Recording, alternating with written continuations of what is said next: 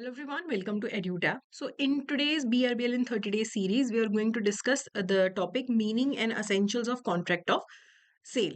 तो हमारा जो कॉन्ट्रैक्ट ऑफ सेल है इनके जो मेजर प्रोविजंस है वो सेल्स ऑफ गुड्स एक्ट 1930 के अंदर दिए गए हैं। The sales of good act 1930 और ये एक्ट जो है ये पूरे इंडिया पे एप्लीकेबल है। सो जो हमारा जो कॉन्ट्रैक्ट एक्ट है, जो इंडियन कॉन्ट्रैक्ट एक्ट है, तो sale of goods is also governed by the Indian contract act also, but the sales of goods act जो है वो स्पेसिफिकली मूवेबल गुड्स का जब सेल परचेज होता है तो उसमें बायर और सेलर की क्या रिस्पॉन्सिबिलिटीज है वो सेल्स ऑफ गुड्स एक्ट में दिया गया है। तो अगर आप एक सेल परचेज करते हो मूवेबल प्रॉपर्टी का तो इंडियन कॉन्ट्रैक्ट एक्ट भी लगेगा और बायर और सेलर की क्या रिस्पॉन्सिबिलिटीज हैं वो मूवेबल गुड्स एक्ट में, सेल्स ऑफ गुड्स एक्ट में दिया गया है मूवेबल गुड्स के रिगार्डिंग। ठीक है।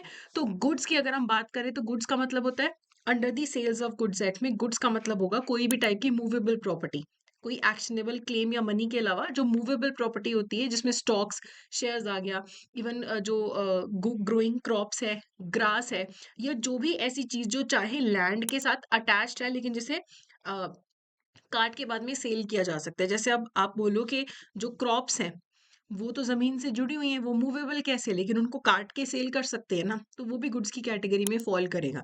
बायर होगा जिसने एग्री किया है बाय करने के लिए, जिसने बाय कर लिया है, और सेलर होगा जिसने सेल कर दिया है या फिर एग्री करा है सेल करने के लिए, वो बायर या सेलर है।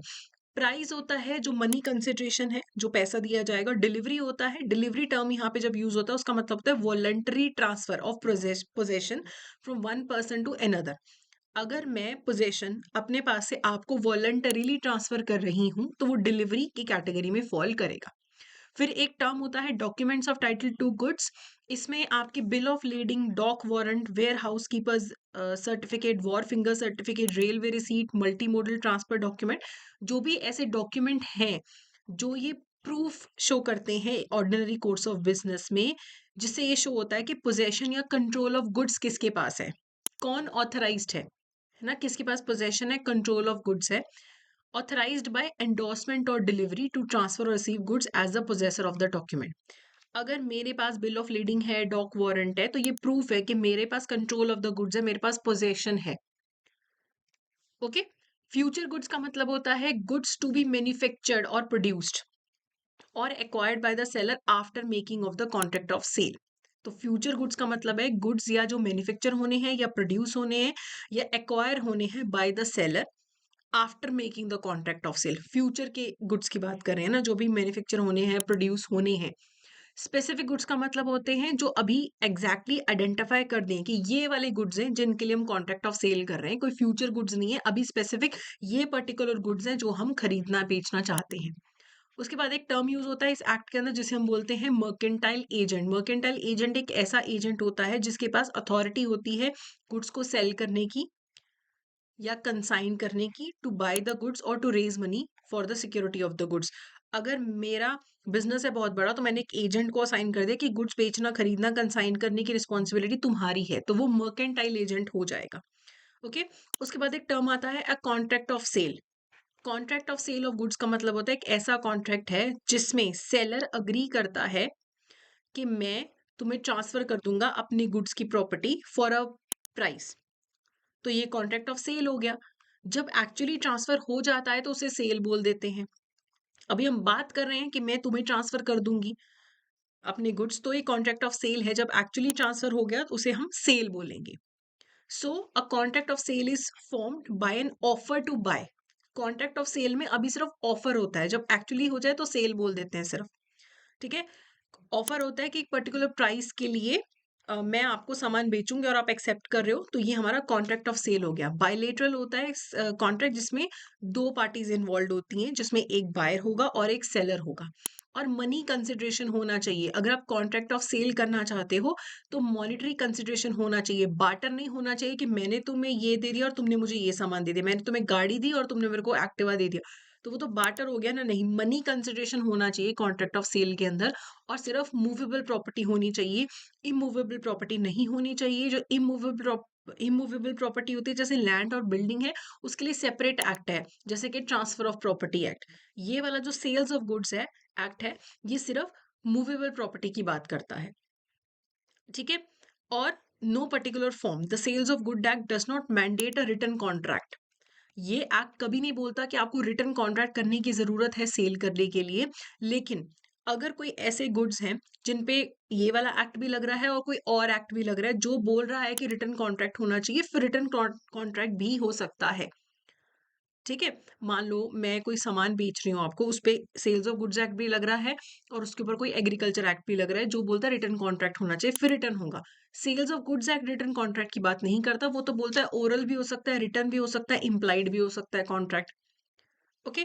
फिर डिलीवरी, डिलीवरी कई बार होता है immediate delivery of goods upon immediate payment of the price. इधर प्राइस मिला, इधर डिलीवरी मिल गई। ठीक है। कई बार ऐसा होता है कि डिलीवरी कर दी, पेमेंट इंस्टॉलमेंट्स में होगी, डिलीवरी भी इंस्टॉलमेंट्स में होगी।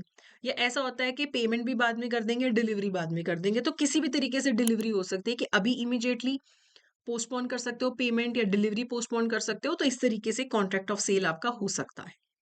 Then there is a term sale and agreement to sale. ठीक है। सबसे पहले देखो, कॉन्ट्रैक्ट ऑफ सेल जो होता है वो एब्सोल्यूट भी होता है, कंडीशनल भी होता है। एब्सोल्यूट सेल का कॉन्ट्रैक्ट होता है जिसमें कोई कंडीशंस नहीं है एक्स्ट्रा, मुझे सामान खरीदना, आपको बेचना है। कंडीशनल सेल होता है, it it is a kind of sale जहां पे फुल एंड फाइनल सेल तभी होगा जब certain terms and conditions meet होंगे, पहले या बाद में कॉन्ट्रैक्ट के। ठीक है। टाइम रिलेटेड बात नहीं हो रही है सिर्फ यहाँ पे, ये कॉन्ट्रैक्ट के टर्म्स में हो सकता है कि कोई सर्टेन कंडीशन आपने अटैच कर दी तो वो कंडीशनल सेल हो जाती है। जहाँ पे कोई कंडीशन नहीं है, खरीदना बेचना है सिंपल, तो वो एब्सोल्यूट होता है। ठीक है। अब जहां पे हम ऐसी बात करते हैं कि जहां पे transfer of property, transfer of goods बाद में होगा या किसी सर्टेन कंडीशन के फुलफिल होने पे होगा, उसे हम अग्रीमेंट टू सेल बोल देते हैं। सेल में तो होता है ना, अभी खरीद लिया बेच लिया। अग्रीमेंट टू सेल के अंदर कोई सर्टेन कंडीशन हम लगा देते हैं कि सेल कब बनेगी, अग्रीमेंट टू सेल कब बनेगा, जब एक पर्टिकुलर टाइम लैप्स हो जाएगा तो ओनरशिप तुम्हारे पास ट्रांसफर होगी। अभी हमने अग्रीमेंट टू सेल कर लिया, ठीक है, लेकिन हमने उसमें ये कंडीशन डाल दी कि इतना सर्टेन टाइम होने के बाद ही ओनरशिप तुम्हें मिलेगी, या ये कंडीशन फुलफिल करने के बाद ही तुम्हें ओनरशिप मिलेगी। तो अभी हमने अग्रीमेंट टू सेल कर लिया, जब वो कंडीशन फुलफिल होगी तो वो सेल में कन्वर्ट हो जाता है। ठीक है। If a seller possesses goods under a contract that could be voided due to coercion, fraud, undue influence, or misrepresentation, but the contract has not been cancelled yet, the buyer who purchases the goods in good faith and without knowing about the seller's title issues gets rightful ownership of the goods. अब seller के पास जो सामान है उसने fraud से, undue influence से, misrepresentation से लिया है। अब उसने सामान मुझे बेच दिया, बायर को। मैंने गुड फेथ में वो सामान खरीद लिया, मुझे नहीं पता कि सेलर के टाइटल में इशू है, तो भी मैं जो सामान खरीदूंगी उस पे मेरी राइटफुल ओनरशिप होगी।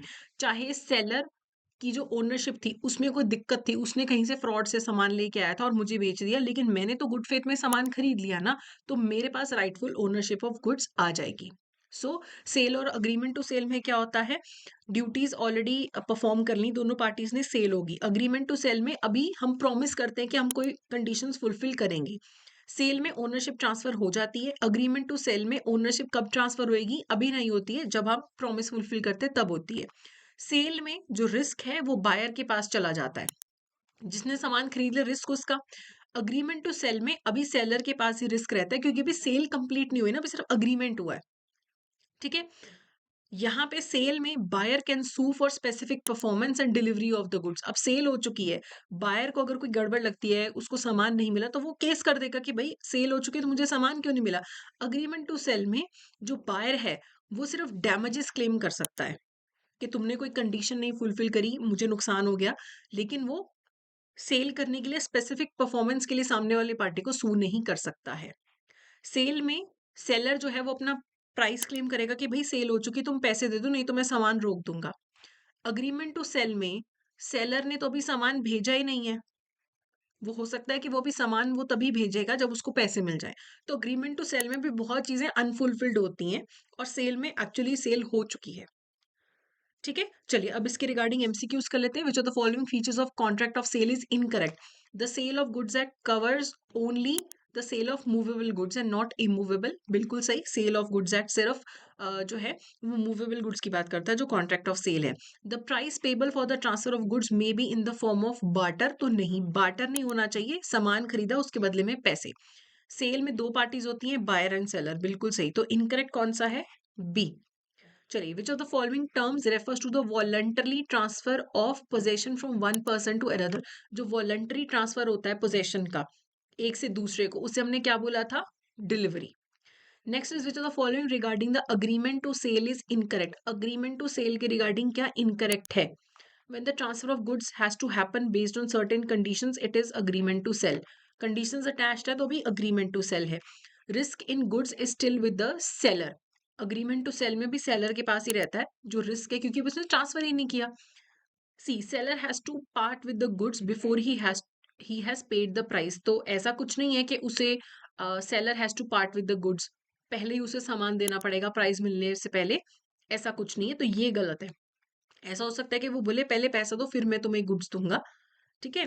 Ownership of goods is yet to pass, ये बिल्कुल सही है, अभी ओनरशिप ट्रांसफर नहीं हुई होती अग्रीमेंट टू सेल में, तो सी इनकरेक्ट है, तो C is the correct option. Agreement to sell becomes a sale when time lapses, conditions are fulfilled, either A or B, none of the above. A भी हो सकता है, बी भी हो सकता है। अग्रीमेंट ऑफ सेल में हम ये कंडीशन रख सकते हैं कि ये इतना टाइम हो जाए तब ये सेल बन जाएगा, या ये सर्टेन कंडीशन फुलफिल होंगी तब ये सेल बन जाएगा, तो सी यहाँ पे करेक्ट ऑप्शन है। तो ये था हमारा आज का सेशन, तो that's it for today. Thank you so much.